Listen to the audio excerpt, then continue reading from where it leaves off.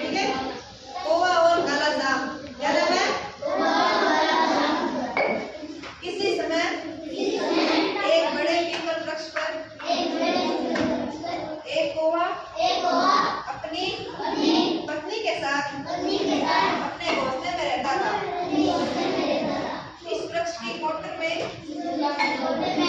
काला नाग भी रहता था, जो उसके घोंसले में जाकर उसके बच्चों को खा लेता था।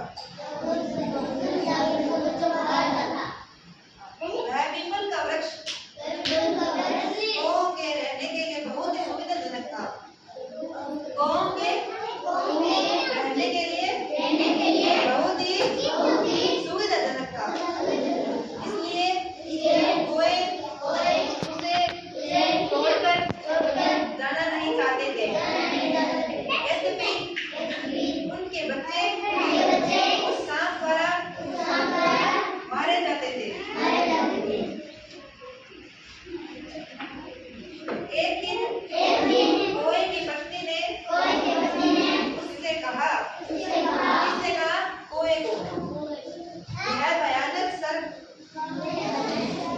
हमारे बच्चों को खा जाता है, हमें कोई दूसरा वृक्ष ढूंढना चाहिए। कौवा बोला, हम यहाँ बहुत दिनों से रहते हैं और अब इसे नहीं छोड़ सकते।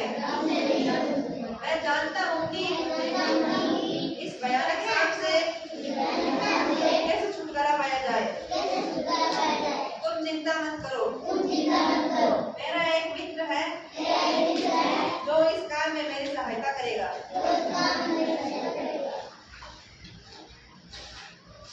इसके बाद वह अपने मित्र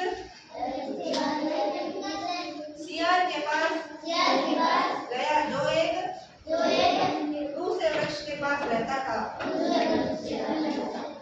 उसने उससे उस सांप से मुक्ति पाने का उपाय पूछा।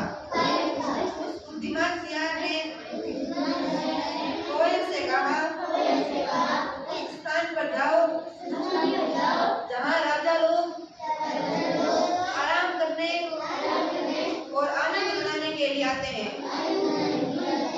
सिपाहियों की आंख बचाकर राजा का हार उठा कर ले आओ। उस हार को उस कोटर में रख दो जिसमें वह सांप रहता है। कौवा और उसकी पत्नी यह करने को राजी हो गए। वे उस स्थान पर गए जहाँ राजा परिवार की स्त्रियां तालाब में जल क्रीड़ा कर रही थी। कौवे ने कीमती हार उठाया और उड़ चला। उसने हार को उस कोटर में रख दिया जिसमें सांप रहता था। कौवे का पीछा करने वाले राजा कौवे के पीछा करने वाले राजा के सिपाहियों ने यह देखा। उन्होंने लाठियों और बरछों उस काले सांप को मार डाला